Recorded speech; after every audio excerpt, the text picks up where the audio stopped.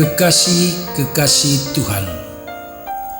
Bacaan untuk permenungan kita hari ini diambil dari Injil Matius bab 5 ayat 20 sampai dengan ayat 26. Yesus dan hukum Taurat. Untuk refleksi kita bersama, saya memberi judul kewajiban orang-orang percaya, ibadah, puasa, doa, dan pengendalian diri. Kekasih-kekasih Tuhan. Sabda Yesus yang diwartakan penginjil Matius hari ini amat keras, bagaikan pisau bermata dua. Ia tidak hanya merobek daging, tetapi menyayat dan melukai sampai ke tulang. Sabda Yesus dalam Injil Matius bab 5 ayat 20. Jika hidup keagamaanmu tidak lebih benar dari hidup keagamaan para ahli Taurat dan orang-orang Farisi, sesungguhnya kamu tidak masuk ke dalam kerajaan sorga. Kata-kata ini sungguh keras dan dasar, serta bersifat mewajibkan dan berisi larangan. Tambahan lagi di ayat berikut, pada ayat 21 sampai dengan ayat 22, Yesus bersabda, "Kamu telah mendengar yang difirmankan kepada nenek moyang kita, jangan membunuh, siapa yang membunuh harus dihukum. Tetapi aku berkata kepadamu, setiap orang yang marah terhadap saudaranya harus dihukum. Siapa yang berkata kepada saudaranya kafir harus dihadapkan ke mahkamah agama, dan siapa yang berkata jahil harus diserahkan ke dalam neraka yang menyala-nyala." Kekasih-kekasih Tuhan. Lalu apa yang kita harus lakukan supaya bisa masuk ke dalam kerajaan surga? Jawabannya tentu menjurus ke hal-hal praktis dan konkret, seperti beribadah, menjalankan puasa, melakukan amal. Tambahan lagi, pengendalian diri. Kita harus mengendalikan diri kita terhadap hal-hal yang negatif, terhadap hal-hal yang buruk. Dengan pengendalian diri yang kuat, kita ingin hidup lebih murni, lebih suci, hidup lebih baik, hidup menurut kehendak Tuhan. Dengan pengendalian diri yang kuat terhadap hal-hal yang mencelakakan atau menodai kesucian hidup kita, kita telah berjalan di jalan Allah.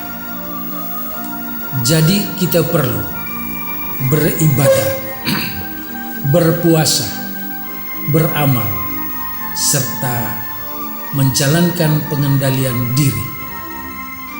Inilah 4 syarat yang harus dijalankan atau dilakukan untuk seorang yang percaya, untuk seorang yang beriman pada Yesus, agar dapat masuk ke dalam kerajaan surga. Kiranya dengan mempraktekkan keempat syarat di atas dalam hidup ini, maka jaminan surga akan kita dapat. Itu berarti kita dengan sendirinya menghindari diri dari membunuh, marah. Marah ini juga sama dengan membunuh dalam konteks biblis. Atau kita perlu menghindari diri dari berkata kafir dan jahil. Arti lebih luas adalah jauhi kata-kata kotor, kasar, perkataan tidak beradab, tidak patut keluar dari bibir atau dari mulut kita sebagai pengikut Yesus. Jika kata-kata kotor, kata-kata tidak beradab selalu kita lontarkan, selalu keluar dari mulut kita untuk sesama, dalam keluarga semisal kepada suami, istri, anak-anak, dalam hidup sosial terhadap tetangga, sahabat kenalan orang lain, orang yang lebih tua dan atau sebaya, atau orang yang lebih muda, maka kita yang berkata demikian atau yang melakukannya harus bertobat dan kembali ke sikap laku yang lebih baik dan membahagiakan orang lain, khususnya orang-orang di dekat kita. Kita membahagiakan mereka lewat cara kita bertutur atau cara kita berkata-kata. Mari kita mengisi hari-hari hidup kita dengan latihan-latihan rohani berikut. Belajar kekang diri dari dendam, marah, maki, omong sombong, suka fitnah dan dual, berpikir jorok, punya akal bulus. Mari kita lepaskan diri dari mata cabul dan laku zina dan lain-lain. Semua yang didaftarkan ini adalah akar dosa pembunuhan. Yesus mengajar kita hal kecil untuk tidak marah agar kita tidak sampai pada tindakan yang lebih parah, yaitu membunuh. Membunuh sesama kita, orang-orang yang paling dekat dengan kita lewat kata-kata, lewat marah, berkata kafir dan jahil.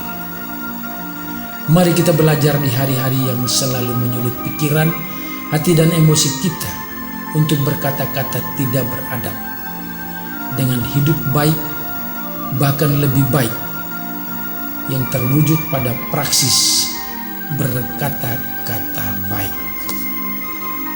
Semoga amin. Tuhan memberkati kita semua. Salam kasih persaudaraan.